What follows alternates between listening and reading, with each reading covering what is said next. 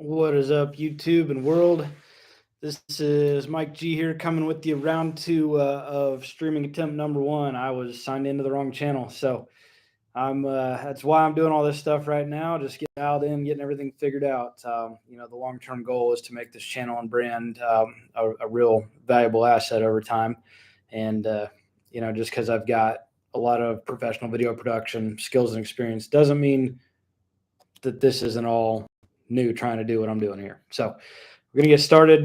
Get my hands on a little bit of everything. The shorts, reels, or TikTok, depending on where you're at. Gonna be doing some live streams, and then my theme is cinematic storytelling with a theme of adventure, kindness, and wellness. That's kind of the direction I'm taking the channel. There's going to be a lot more development in figuring out the real direction and message. But I could sit around for the rest of my life just thinking about how I could do it or what I'm going to do. And once I get started, it's all going to change anyways. So it's time to just take some action, make some momentum, and keep doing the things that I'm unfamiliar with while I continue to edit and produce the videos that I know how to produce and I enjoy putting out there. So first of all, I want to thank my brother for being the subject and really the kind of the mastermind behind the documentary that he and I just put out that I produced, shot, and edited for him. That documentary got me past what I needed to get the channel monetized and begin making a little bit of money from this. So I'm real excited about that. I hope that some of the people that followed the channel, because due to his documentary, still find my content interesting. There's, if you haven't seen it already, there's some adventures from all over the place. I've got a lot more stuff coming. I've probably got 50 to 100 unedited videos worth of content sitting on my hard drive. But I want to make sure that I'm doing a lot of these live streams, mobile live videos. I figured out audio totally sucks on those, so I'm going to get a little wireless lapel mic for those. A lot of it's just getting my hands on, learning the lessons, getting that experience. So again, one more thanks to my brother and to all the people that followed. Based on his documentary, he is in town right now from where he lives in Eureka Springs, Arkansas. So we're gonna do some music, probably do a live Q&A, and I am working on editing a video about when we moved him out to Eureka Springs originally a little over a year ago. So got some more stuff focused on him for those that really enjoyed the documentary that we made together. There's some more John content coming up still. For me, I told you again, this is a story channel. This is intended to be a storytelling channel with a theme of adventure, kindness, and wellness. And I'm glad to go beyond that, but that's the main thing. And I'm still really trying to decide my brand. So that's why I hope if I catch your attention, you subscribe now, because the handle, I do intend to change it. I've been thinking a lot, looking at other people's channels, trying to figure out what I actually do with the brand name and handle. And it's more complex than one would think until you get into trying to figure it out. My name, Mike Gamache, it doesn't really roll off the tongue well. I've dealt with it, butchered my whole life. People don't know how to spell it. If they see it spelled, they don't know how to say it. It's not one that sticks like certain names of different influencers I've followed. So I don't know that my name is great. Mike G Vids is a little hard to know exactly what's up with. It's not something you could stick on a t-shirt. And I do want to have a brand that I can sell some apparel and merch with. There's some plans in action still. Just making sure my volume's good. So, or do I just go with the, Mike G Vids, Mike G Adventures, something like that, and then create a different brand along with it? An example that I have is one of my favorite channels to watch is called Off the Ranch, and guy fixes up cool stuff, old dilapidated mansions and cars and things. They got a few million followers on that channel, started a brand called Demolition Ranch or Demolitia, and that now they sell those T-shirts, like pop up right underneath the video. Those guys were doing so good with it that they actually bought a whole facility and started, printing shirts themselves and everything. My plan with a lot of my products are going to be print on demand, drop shipping. Going to probably do a supplement brand, going to have an apparel brand. So I really have to figure this out before I start promoting certain things because the handle and the channel will probably change. The theme is going to be the same though: adventure, kindness, and wellness, and high quality cinematography. So if anybody here knows anything about branding, can help, maybe refer me to something to help me really boil this around good and lock something down. I'm going to start wearing shirts with the YouTube handle on it, promoting it with the QR code. I'm going to get business cards every conversation I have. I'm going to try to get a new follower to the channel. Someday maybe that won't be necessary at all, but when you build something, the foundation a lot of times is the most challenging part, and I completely understand that. So that's why I'm here now. Blowing out the cobs, trying to figure out this. Being in front of the camera, being live, having the webcam instead of the fancy DSLR or broadcast camera.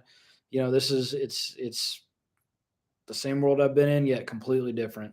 100 videos or so. I want to just knock them out, get my hands on everything, make some mistakes here and there, see the things that are ugly, and learn those lessons now. So by the time the channel is really growing and has a big following, I know exactly what to do and how things are going to come out. Like Mr. Beast, I saw a podcast with him, and he talks about editing in his mind as he's shooting, and I'm totally capable of doing that when I'm behind the camera, but when I'm in front of it, it's a little harder for me to put all that together. But over time that will become second nature when I'm not on live stream number 1 or 2, but I'm on podcast 1500, 10 years down the road, and I've put out 1,000 well edited cinematic DSLR videos, told stories. One of the big hopes and goals with this is I really believe wholeheartedly in the value of bicycles in society, and especially for kids.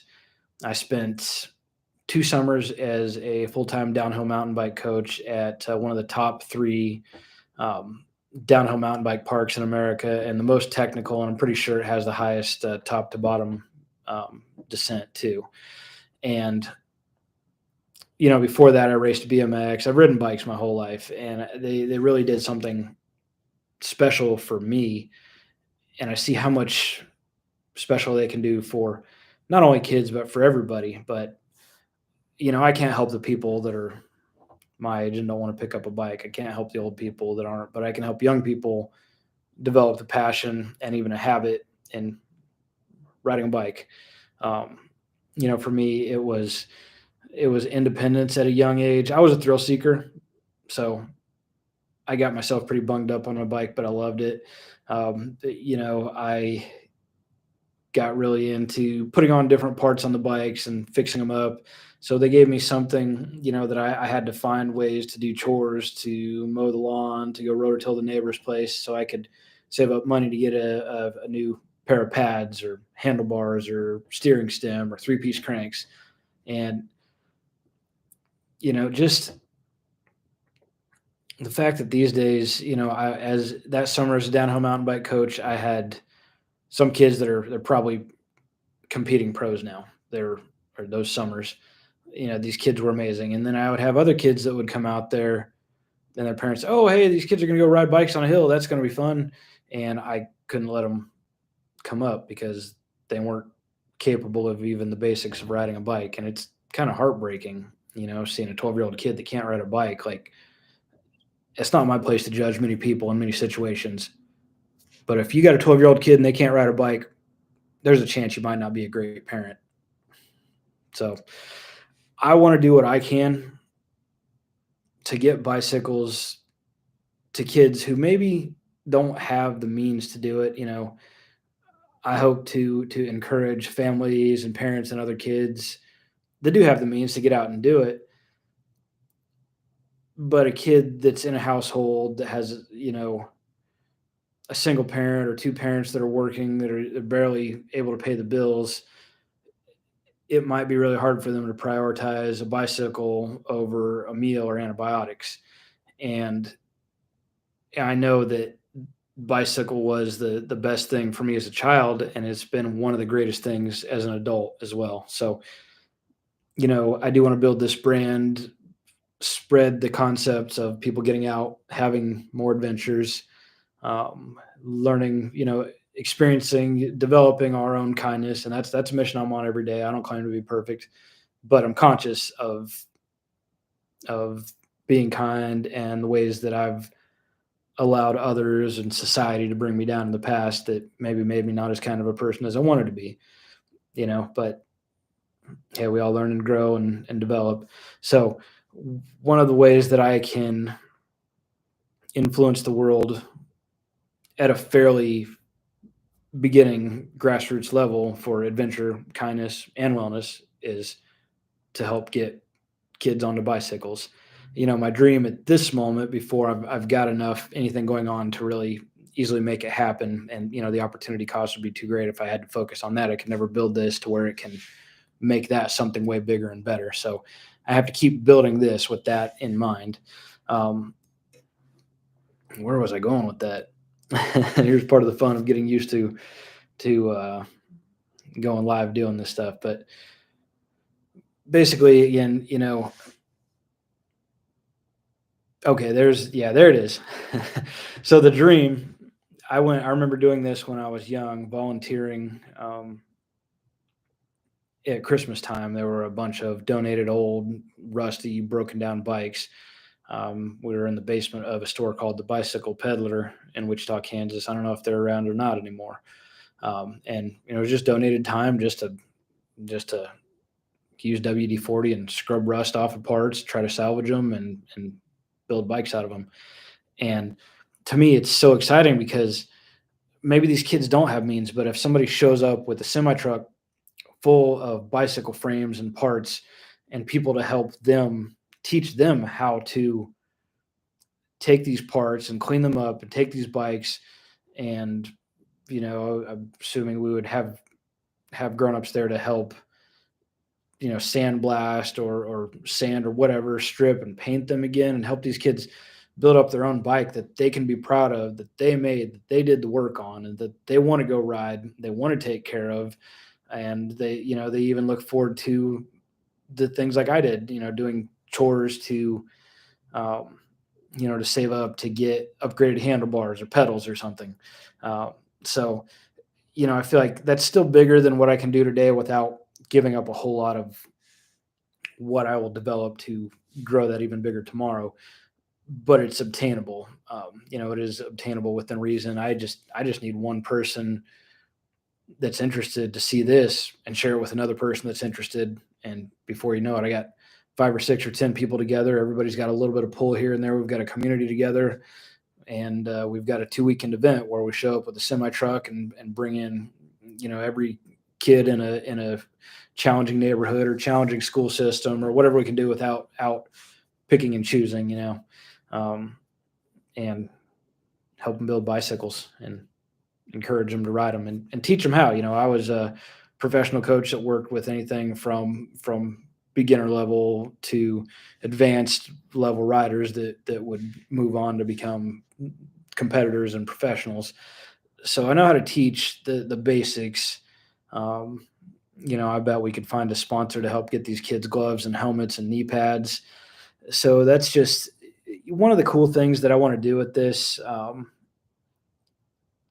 Outside of developing the brand, which will help me build into many things that I see as um, generating profit, revenue, and having fun doing what I want while using some of that profit, revenue, and online influence to bring a little bit more positivity and good into the world in a time where there's a whole lot of negativity and turmoil.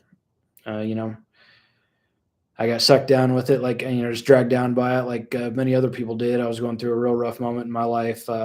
during COVID, things that, were maybe not caused by COVID, but probably influenced quite a bit by it. Had some real rough times, burnt some bridges, had a lot of angers, said a lot of bad things. And then one day I was like, this is doing absolutely nothing. This is negative energy. It's destructive. I'm not going to put it out into the world. And now when I see others putting those bad vibes out in the world, it seems to just go right past me, because I know I have better things to put my energy into. I need to be, you know, being constructive, being creative. And right now, a lot of that just means getting some practice and getting used to doing things like jumping on this camera and using my webcam instead of fancy DSLR. But that's coming soon too. I think I got to get a different camera body. This one overheats a little too easy, so we're gonna save it for fancy shots, but maybe not podcasts for the time being. So let's see here. What else do I have to talk about? Obviously, I would love to collab with some other channels. Make sure you check out my videos right now. At the moment I'm recording this, I don't know how long it'll go, but my homepage video on YouTube is just a little piece of the summer I spent living in a limousine converted SUV up in the mountains, and I can literally just show up anywhere and have a podcast in this amazing mobile office space.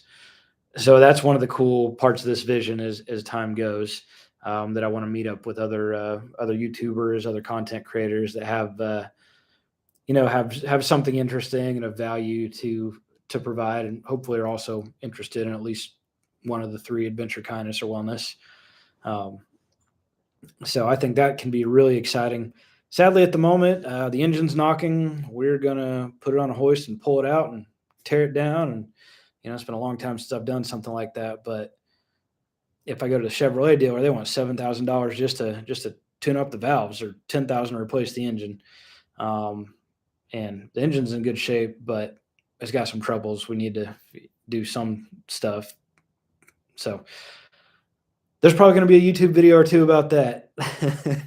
Maybe some frustrations, probably a couple of times a wrench breaks loose and breaks a knuckle. But let's see what else I got today. I've actually got a couple viewers, guys. Thank you so much for following me. Again, I'm going to be doing some more real soon with my brother John here. My newest followers, a majority followers right now, come from that documentary that he and I put together. So we're going to be doing some music and a few other things for you in the next few days. Again,